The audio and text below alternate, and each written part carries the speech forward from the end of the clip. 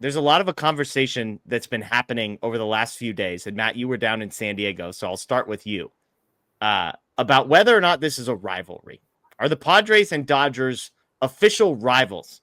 And what's interesting is the Dodgers clubhouse, it sounds like, Matt, is divided on this. Dave Roberts has changed his view. In 2021, he said the answer was no. Now he started the year after 2022 and on. He started to refer to this as a rivalry. Players in answering questions have referred to the Padres as rivals. And yet Max Muncy went on foul territory and basically said you have one rival. And there, you might have the elements of a rivalry here with San Diego, but we have one rival, and it's the San Francisco Giants. So, Matt, I'll give you the floor first. Are the Padres and Dodgers officially rivals? The Padres and Dodgers are a rivalry, but not rival. I don't know if the Padres are a rival. If that makes sense. It doesn't. It makes no sense at all to me. Can you define the term for me?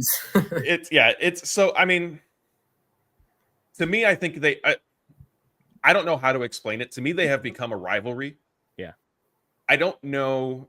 I think if you want it to be a rival, like both sides need to like really care about it and be intense about it. And I don't know if we get that from the Dodgers just yet. We have from the Padres for year in and year out. Like we've seen it during the regular season, during the playoffs, like all that stuff.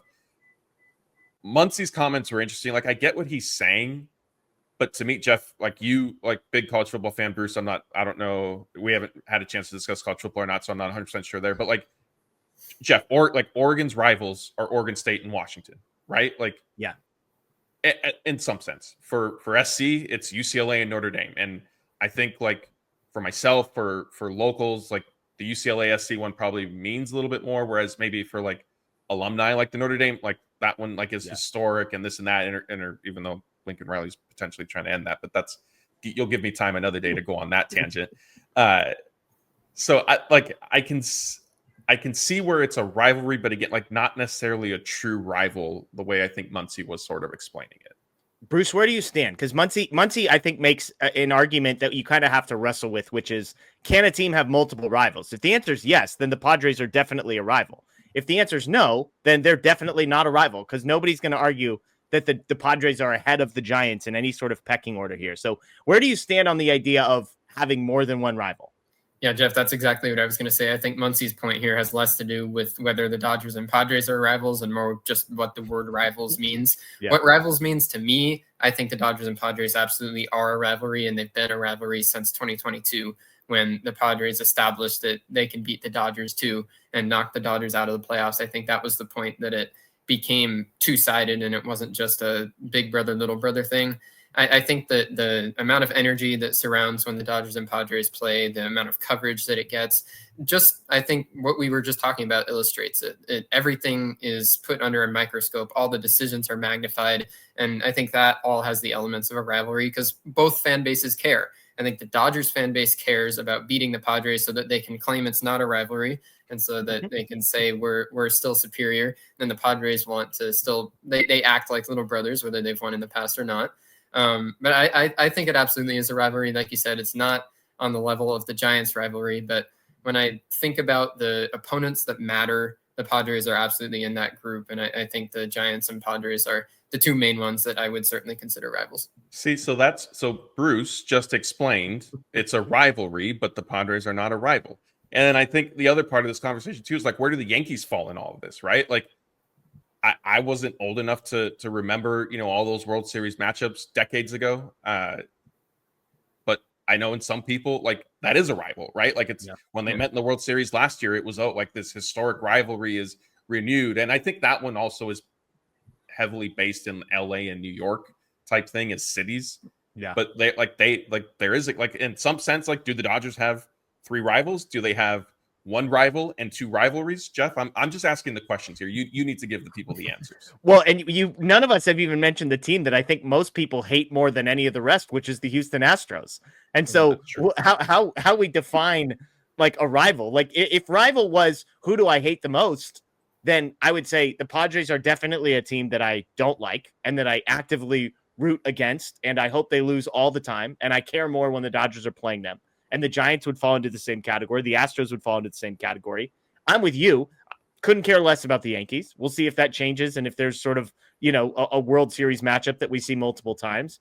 But I do think the question of that Max Muncy gets us back to is, can you have more than one rival? I think helps me understand, Matt, the Japanese proverb that you shared with us at the beginning of this video of how someone could be a rival. What was it? It's a rivalry, but not a rival, something like that, which is, it sounds like you're saying you can only have one rival, and the Padres are not at the top of that mountain. That belongs to the Giants, and it's never changing. But if we're talking about teams where there is a heightened level of passion and a heightened level of care in beating that other team for one reason or another, then the Padres fall into that category. Is that a fair assessment, Matt, of what you're getting at? I guess right now, but I could see the Padres becoming like if we go another 5-7 years of what the last 5 years have been, like I think at that point, like it is legitimate, right? Because like Bruce said, like there is also the fan aspect, and Dodger fans will tell you until they're blue in the face how annoying Padre fans are. Padre fans will tell you, they'll scream from the top of their lungs how annoying Dodger fans are. So like that animosity is already there. I think if they keep meeting in the playoffs, like that will then kind of fester amongst some of the players a little bit, at least on both sides. It has, I think, on for one team. I won't specify which. I'll let everybody guess which one I'm alluding to. Yeah. But I think it can get there. I mean, it's fun. Like more than anything, it's just fun. Like, and but like I said, I come from, like I'm Jeff, like you. I'm a big college football fan, and like schools have like multiple rivals, and it's not like this taboo thing of like, well, wait a minute, you can only have one rival. And like even in SC's case, like when Jim Harbaugh started, getting Stanford up on the rise, like they sort of became a rival / thorn in SC's side, and so like it can kind of fade, but. Well, and Bruce, you're a little younger. Like, I'm wondering if somebody's like, if there's like a 16-year-old Dodgers fan out there, that person from the age that they started paying attention to the Dodgers has never seen a competitive Giants team, basically. Sure. I mean, the 1 year, right, that they played. But other than that, they didn't grow up with the Barry Bonds years and all that stuff. And so generationally, I think this is probably different too. Yeah, I'll be the first to admit that I grew up in NorCal, so I was predisposed to disliking the Giants from the tough skin that Giants fans gave me for my entire life. But 2021 really made me into a Giants hater that I hadn't been before, because I recognized there was a pennant race going on, the Dodgers versus the Giants. There was something there. And I think that Matthew, to your point of rivalry versus rival, I think that you can, if I'm playing into that, you can define rival as a team that regardless of what players are on that team, regardless of recent history, those teams will hate each other. I think that if you forecast 10 years, at least me, I've already started to move on from the Astros. I don't really care anymore. If you forecast 10 years and if the Dodgers and Padres have still been going at it like this, then I think they could get to that point. I don't know if they are yet. So I think that I've talked myself into agreeing with you, Matthew, on that idea of rivalry versus rival. It's a fiery rivalry right now, and it's trying to get to that next stage and become a permanent rival. This is really just like 12 minutes of us verbally processing how to understand what Matt couldn't even put into words. But now I do think I get it. Like, a rival is permanent. It's forever. Like the Giants and Dodgers, we will hate the Giants, period, no matter what. Whereas the Padres, I think we can all imagine a world 5-10 years from now where like a rivalry is like, hey, in this 10-year stretch, there was a rivalry between these two teams, but it may not have existed before and it may not exist after. And look, if the Padres go back to being fine and Machado leaves and Tatis leaves, and all of a sudden, like I could see a world where 5-10 years from now, I don't care about the Padres. Yeah. To Bruce's point, I will always hate the Giants. So Matt, have we now explained maybe the thoughts inside your head and the feelings inside of your heart? And that concludes today's educational segment. There you go. We got there. We landed the plane, Jeff, as you like to say. We got there. Perfect. I love it. So I'm curious to hear. People are going to have an absolute field day with that. I mostly want to know like how people would rank the team they most care about beating right now. Like they're about to play the Giants and they're about to play the Padres. If I said you could win one of those series and lose the other, there's a 1-game difference in the standings. So from a standings perspective, it's not really going to make a difference. Who do you most want to beat in the next 7 days? Is it taking 2 out of 3 from the Giants, or is it taking 3 out of 4 from the Padres? Let us know below. I'm fascinated to hear the answers to that one.